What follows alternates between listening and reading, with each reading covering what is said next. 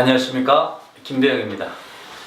저번 시간에 이어서 종교개혁 500주년을 맞이하여서 루터가 1517년에 종교개혁을 일으키기 전에 어떤 배경들을 가지고 있었는가 하는 것을 다시 한번 이 시간에 우리가 살펴보도록 하겠습니다. 여러분, 우리가 역사적인 시대를 구분할 때 중세가 있습니다. 그리고 근세라고 합니다. 그리고 지금에는 현대라고 합니다. 이 사이에 일반 학자들은 르네상스라고 하는 시대를 집어넣습니다. 교회도 시대를 구분하는데요. 교회도 중세교회, 그리고 띄고 근세와 현대 교회로 구분합니다. 이 사이에, 같은 연대에 이 사이에 들어가는 이 연대가 있는데 교회에서는 이것을 종교개혁 시기라고 합니다.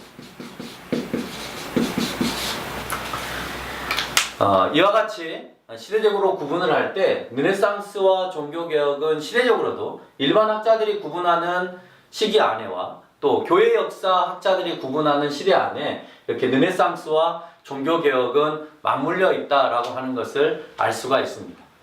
자, 르네상스 운동에 있어서 핵심적으로 교회 안에서 우리가 다시 한번 고민하면서 르네상스가 새로운 것을 추구하는 운동이었다면, 그러면 종교개혁 안에서는 어떤 방식으로 새로운 것을 추구하려고 했느냐 하는 것이 굉장히 중요한 건데요.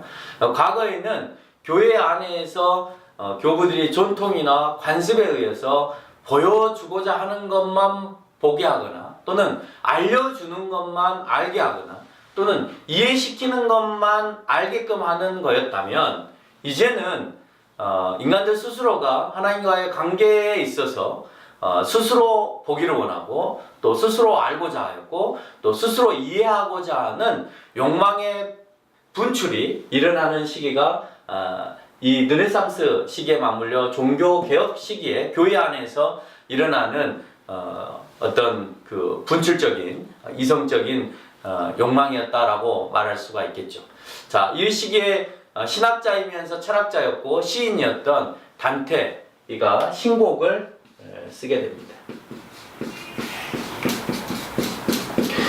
단테의 신곡은 굉장히 중요한 의미를 가지고 있습니다.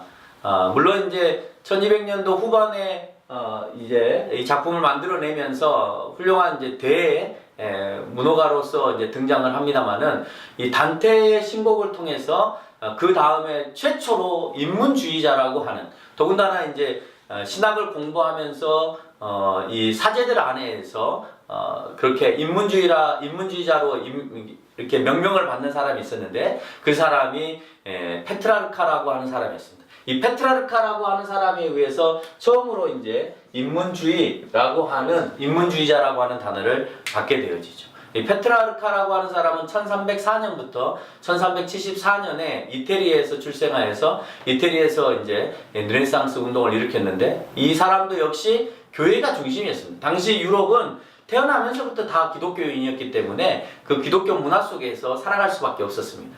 그래서 이 페트라르카는 아비뇽이나 몽펠리에나 또 볼로나 대학에서 법학을 연구하면서 법에 대해서 더 깊이 연구하게 되어지고, 또 라우라라고 하는 여류 시인을 통해서 시에 대한 것을, 그 인간을 그리는 그 시에 대해서 이렇게 논하게 되어집니다. 과거에는 모든 것이 다 신중심적으로 표현되어지고, 또 그렇게 말하는 것을 정설로 또는 정석으로 놓았다면, 인문학에 들어오면서 이제 인간을 향하여서 글을 쓰게 되어지고, 인간을 묘사하게 되어지고, 또는 인간에 대한 생각을 갖게 되어지는 이런 상태로 바뀌게 되어진다는 거예요. 뿐만 아니고 공화정이라고 하는 새로운 제도들을 만들어내는데, 콜라다 디 리엔초라고 하는 사람을 통하여서 이 공화정 제도를 받아들이고, 또 피렌체의 유명한 문호가였던 보카치오를 통하여서 그가 썼던 이 데카메론 이런 책들을 습득하고, 또 이 보카치오와 더불어서 대화를 나누면서 이제 점점점 그 인문학자로서의 그 영향력을 갖추어 가기 시작한다라고 하는 겁니다. 자, 초기 이와 같이 단테라든지 보카시오라든지 이런 사람들을 통해서 르네상스 운동이 전개되어졌다면 그게 계속해서 연결되었으면 아마 더 빠른 시간 안에 르네상스 운동 또는 종교개혁 운동이 폭발적으로 일어났을 텐데 그것을 발목을 잡는 것이 있었습니다. 르네상스 운동이나 종교개혁의 발목을 잡는 게 있었는데 그건 사람도 아니고 또 다른 운동도 아닌 병이었습니다. 그 병이 뭐냐면 흑사병입니다. 다른 말로 하면 여러분 패스트라고 하는 병인데 살이 끄어맣게 썩어가는 이 병을 얘기하는 겁니다. 그래서 1347년에 창고라 해서 유럽 전역에 2500만이라고 하는 많은 사람들이 죽어나가는 엄청난 병이었습니다. 이 병을 통해서 르네상스 운동의 발목이 잡혔고 더 발전되어져 가는 것을 발전하지 못하게끔 만들어가고 있었던 것을 우리가 알 수가 있는 것이죠. 자, 본격적인 르네상스 운동은 15세기로 넘어가서 이루어집니다. 15세기로 넘어가서 르네상스 운동이 이루어지는데 이때 이제 교회 개혁에도 영향을 미치는 여러 가지 사건들이 발생하게 되어지죠. 중요한 것은 이 15세기에 들어서서 그 당시에 이 동로마와 서로마 그 상황 가운데에서 아주 대대적인 큰 사건이 있었는데요. 이 난공불락으로 절대 무너질 수 없는 성이었던 콘스탄티노플의 성이 오스만 투르크족들에 의해서 이제 파괴되어지고 그 파괴로 말미암아 이제는 로마의 시대가 완전히 사라져버리는 이제 그런 시대가 돼버리는 것이죠. 그러니까 1453년도에 콘스탄티노플이 멸망을 당함으로 인하여서 그 지역에 살고 있었던 많은 그리스인들이 대거 서유럽으로 유입되어지면서 그리스의 문화와 또 예술 또는 과거에서부터 가지고 있었던 학문들 이런 것들을 가지고 이제 서유럽으로 이동하는 그래서 콘스탄티노플을 중심으로 해서 넘어오게 되어지면 처음으로 그 유럽의 관문과 같은 서유럽의 관문과 같은 이태리로 사람들이 모이게 되어진다라고 합니다. 이런 이유 때문에 새로운 종교개혁의 제2의 바람이 불기 시작하고 그때를 맞춰서 교회 안에서는 또 다른 부패가 일어나기 시작하는데 그것은 잘못된 교리를 통하여서 그들이 부정한 방법으로 부를 축적하고자 하는 그 이유 때문에 칠성례가 굉장히 활발하게 전개되어지고 그 칠성례를 통하여서 자금을 끌어들이는 교회 안에 자금을 끌어들이는 일을 하게 되어집니다. 이 칠성례는 세례나 견신이나 성찬이나 우리가 잘 알고 있는 고해성사나 또는 혼인할 때나 서품을 받을 때나 죽기 전에 종부 이와 같은 7가지의 칠성례를 통하여서 그들의 수입원으로 삼게 되어지고 그 수입원을 삼기 위해서 그것을 교리화시키게 되어지고 그 교리를 성경의 어거지로 짜맞추기로 연결해서 힘들고 어려웠던 그 백성들을 계속해서 쥐어짜는 이런 일들을 하게 되죠.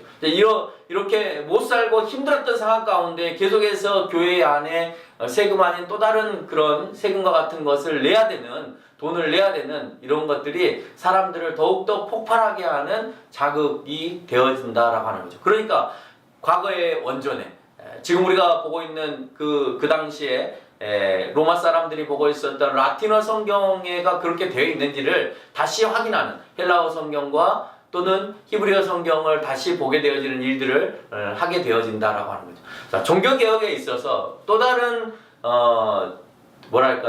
그 심지가 하나 더 있었어요. 폭발을 하기 위한 심지가 하나 더 필요했는데 그 심지 중에 하나는 구텐베르크가 만든 금속알짜였다. 구텐베르크는 1397년부터 1468년까지 살았던 인물로서 금속알짜는 1450년도에 만들어지죠. 그러니까 우리나라에 비하면 한 200년 뒤에 만들어지는 거기 때문에 혹자는 우리나라에서 또는 중국을 통하여서 넘어간 거 아니냐 이제 이런 생각까지도 하게 됩니다만은 어쨌든 간에 금속알짜를 통하여서 많은 인쇄물들이 나오게 되어지고 그래서 성경도 번역되어지게 되어지고 뿐만 아니라 이제 루터가 나중에 종교개혁을 일으키는데 95개 반박문이 단순간에 인쇄가 되어져서 눈을 뜨고 났더니 유명 인사가 되어버리는 이런 일들이 일어나는 거죠.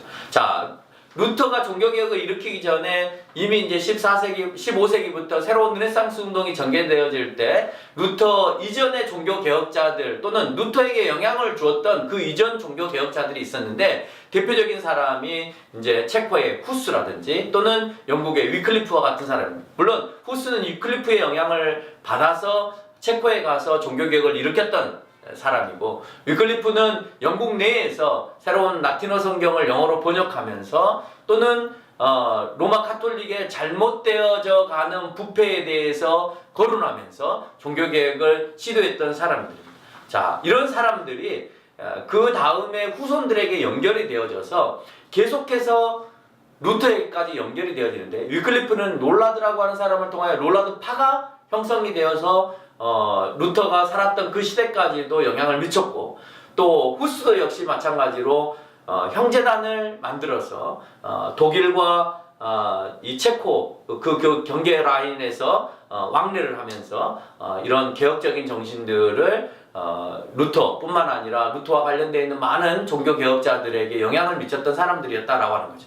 그러니까 후스는 없지만 후스를 통하여서 계속해서 그 전승되어지고 내려왔던 그 전통들이 후스의 형제단을 통하여서 이 독일에 전달이 되어지고 결국에는 루터에게까지 연결이 되어졌다라고 하는 거예요. 그 이외에도 스페인에는 히메네스 데 시네로스라고 하는 또 교부가 있었고 아니 그 신부가 있었고 또 이태리에는 기로나로 사보라롤라라고 하는 또 이런 사제도 있었습니다.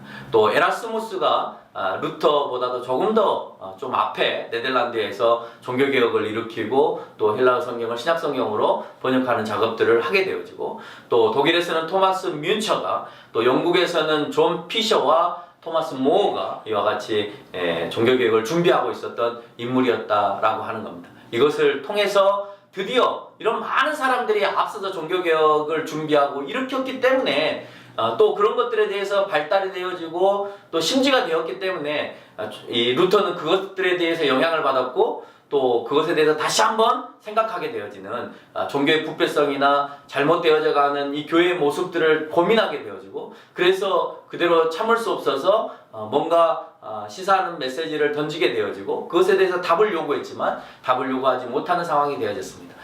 오늘 이 시간에는 루터가 종교개혁을 일으키기 전까지의 많은 다양한 종교개혁자들이 있었다. 그리고 유럽 전역에 걸쳐서 존재하게 되었다. 라고 하는 것, 또 그러한 것들이 루터에게 영향을 미쳤고 루터는 그러한 그 모든 것들을 교육받고 또 답습하고 알게 됨으로 인하여서 본인이 드디어 이제 그 시기와 때에 따라서 터뜨려지는 이런 일을 맞이하게 됩니다. 다음 시간에는 루터와 더불어서 종교개혁이 어떻게 일어났고 루터가 또 그 종교개혁을 일으킴으로 인해서 어떤 파급적인 효과가 일어나게 되어졌는지 루터에 대해서 자세하게 살펴보는 시간을 갖도록 하겠습니다. 이상입니다.